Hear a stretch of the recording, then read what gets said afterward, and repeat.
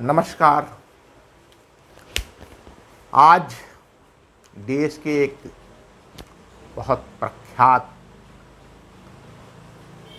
साहित्यकार बलिया के लाल आचार्य हजारी प्रसाद द्विवेदी जी की कहानी लेकर मैं आप सबके बीच उपस्थित हूँ। आचार्य हजारी प्रसाद द्विवेदी जी का जन्म सन 1907 ईस्वी में वर्तमान उत्तर प्रदेश के बलिया जिले की सदर तहसील के उज्ज्वलिया आदि गांव का नाम आरत दुबे का छपरा, ये गांव आज की तारीख में गंगा की कटान में पूरी तरह से विनष्ट हो गया है। जहां आचार्य द्विवेदी जी का जन्म हुआ था वो गांव गंगा की कटान में, ये गंगा के तट पर आज भी है उज्ज्वलिया गांव।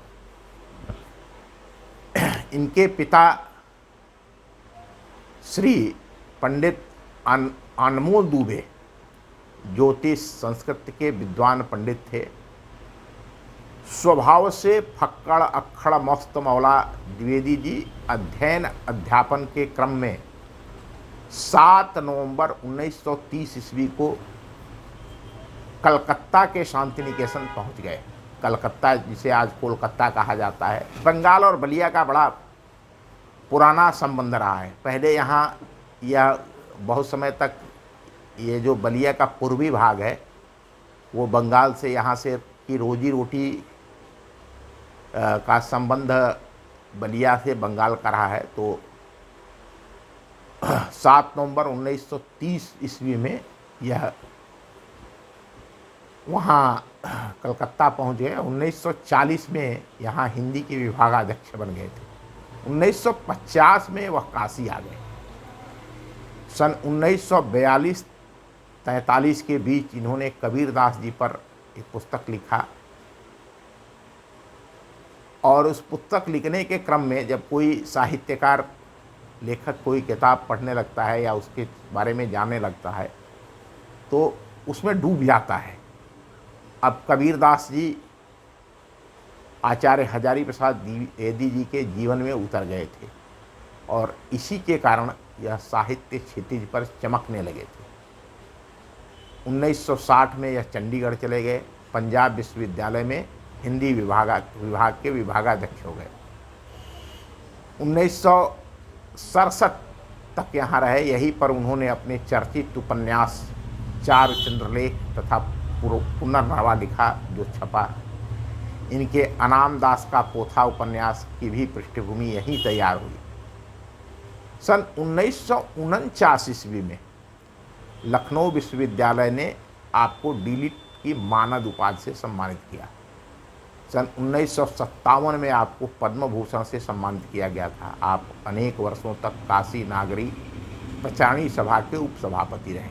आपकी कृति कबीर पर आपको मंगला प्रसाद पुरस्कार मिला तथा आपके आलोक पर्व पुस्तक पर साहित्य अकादमी पुरस्कार प्राप्त हुआ।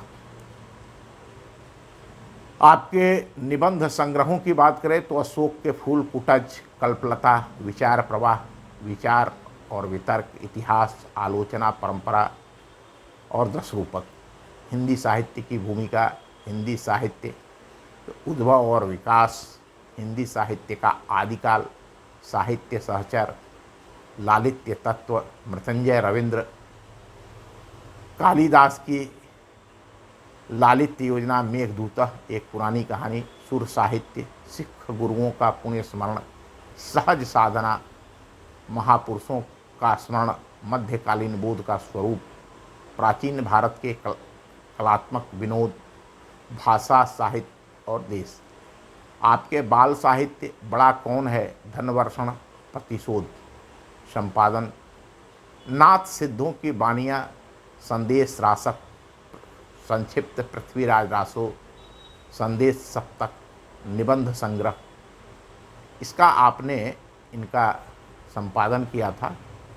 अगर अनुवाद की बात करें तो प्रबंध चिंतामणि, लाल कनेर, प्रबंध संग्रह, प्रबंध कोश, मेरा बचपन, ये आपकी कृतियां हैं जिनके कारण आज भी बलिया के लाल आचार्य हजारी प्रसाद द्विवेदी संपूर्ण हिंदी प्रेमियों के, साहित्य प्रेमियों के हृदय में जीवित और जीवंत हैं।